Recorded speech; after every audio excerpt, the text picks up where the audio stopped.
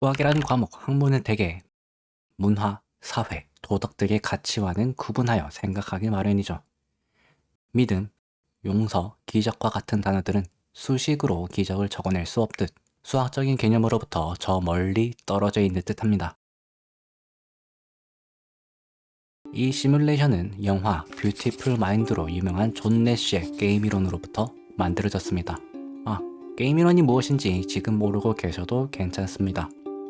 지금부터 이 시뮬레이션을 함께 관찰하다 보면 사회를 바라보는 새로운 관점을 가질 수 있을 거라 기대합니다. 가운데 기계는 일종의 이타적 화수분입니다. 동전 1개를 넣으면 동전이 3개로 복사되어 반대편으로 나오게 되죠. 그러니 쌍방 모두 동전을 넣으면 초기 비용 1개를 제외하고도 모두 2개씩 더 얻게 되는 이상적인 구조입니다. 그러나 내가 동전을 넣지 않은 채 상대방만 넣는다면 나는 3개의 동전을 얻게 되어 가장 많은 이득을 볼 수 있죠. 우리는 합리적인 사람입니다. 손해보는 이득을 비싼 것보다는 싼 물건을 최적의 효율을 항상 찾으려고 노력하죠.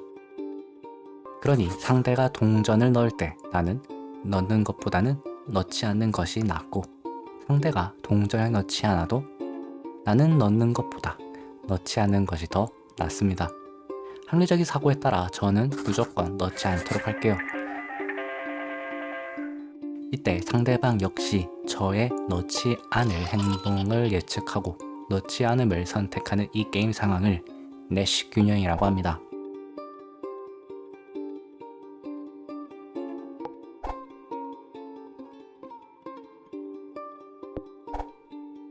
그래도 상관이 없죠. 저에게는 최선의 선택이니까요.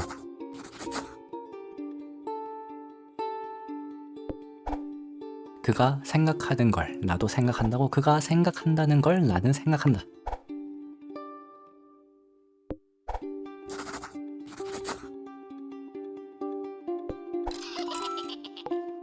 저런, 상대는 영화를 안 봤나 봅니다.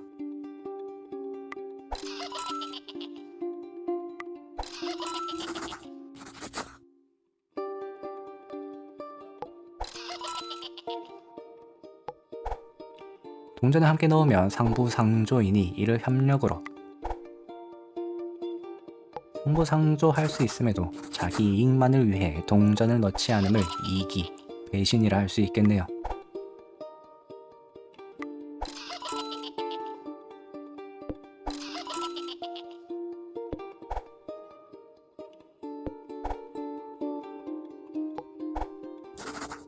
눈치를 채셨겠지만 이 캐릭터들은 모두 각기 다른 전략을 가지고 있습니다. 최고 49점인데 26점이면 그럭저럭 평범한 점수 같군요. 파란색 모자 따라쟁이는 한 번 협력한 뒤 상대의 직전 행동을 따라하는 전략을, 검은 모자 배신자는 저처럼 항상 배신하는 이기적인 전략을, 분홍 모자 협력자는 무슨 일이 있더라도 항상 협력하는 전략, 노란 모자 원한이 서린 자는 한 번이라도 잃게 되면 그 이후부터는 배신하는 전략을, 탐정 모자는 4번의 선택으로 상대를 탐색한 후 한 번이라도 배신했다면 따라쟁이처럼, 항상 협력했다면 검은 모자처럼 행동하는 전략이었습니다. 우리 사회는 모두가 모두에게 연결되어 있는 네트워크 사회라고 할 수 있습니다. 특히 5명뿐인 소규모 그룹이라면 옆집 건너 옆집이 무엇을 하고 있는지 다 알고 있을 정도로 가까울 것입니다.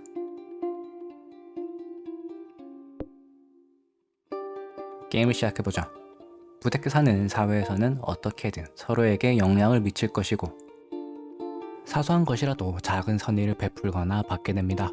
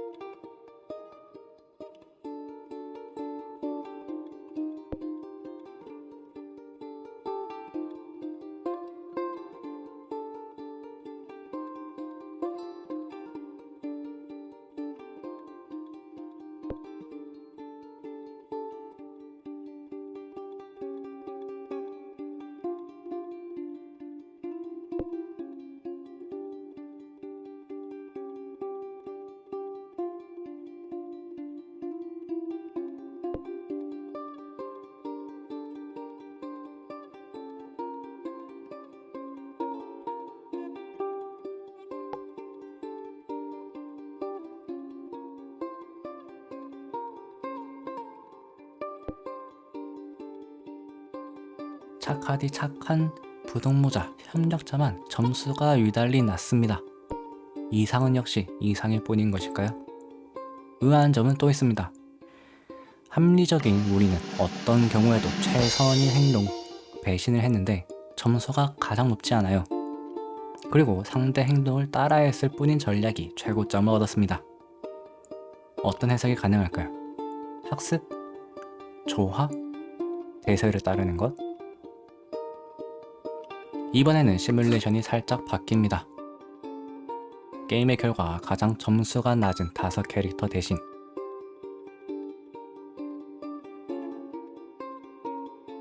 가장 점수가 높은 5캐릭터를 재생성합니다.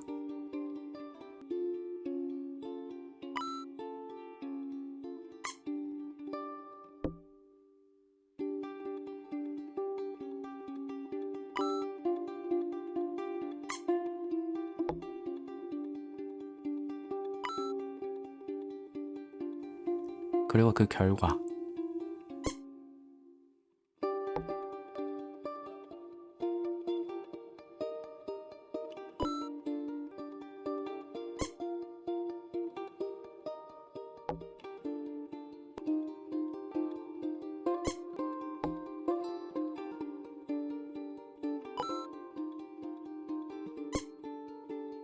따라쟁이만 남아 협력이 계속되는 사회가 되었습니다.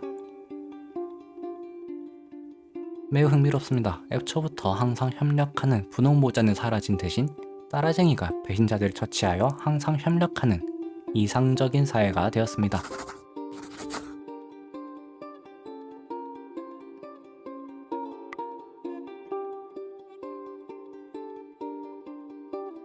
그리고 원한 살 일이 애초에 없으니 이들과의 공존도 가능하군요. 제작자는 암울한 세계대전 상황 속에서 나타난 크리스마스의 기적을 이 시뮬레이션으로 설명하고 있습니다. 어느 한 참호에서 시작된 따라쟁이의 기적이 모두를 따라쟁이로 만든 것이라고요. 우리는 현실에서 작은 사회를 많이 만납니다. 나의 친구들, 그리고 우리 반, 나의 동기들, 내 직장 사람들, 그 속에서 많은 사람들과 상호작용하며 만나고 또 헤어집니다. 나는 어떤 유형이었을까요? 그리고 내 곁에 남은 친구들, 동료들, 혹은 서로에게 감화된 우리들. 저는 이 시뮬레이션을 교육적으로 굉장히 높게 평가하고 있습니다. 그 이유는 바로 이 실내 게임이 여기서 끝나지 않고 한 걸음 더 나아가기 때문이죠. 두 따라쟁이 사이에 돌이킬 수 없는 사고, 오해가 발생합니다.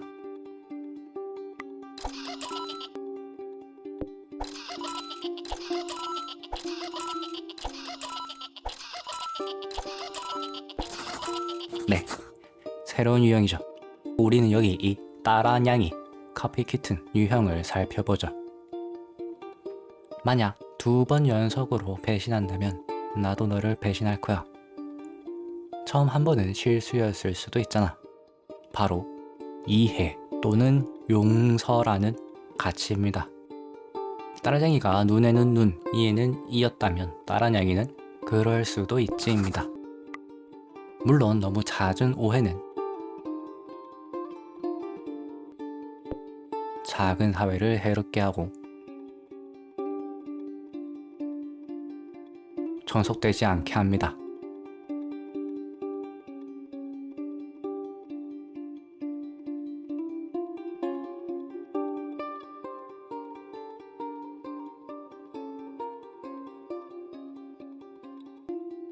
그러나 오해가 절대로 없을 수 없는 현실에서 모두가 따라냥이가 되는 이 수학적인 시뮬레이션의 결과는 용서라는 가치가 어떻게 광범위하게 퍼지는지 알려주는 굉장히 도덕적인 시뮬레이션입니다.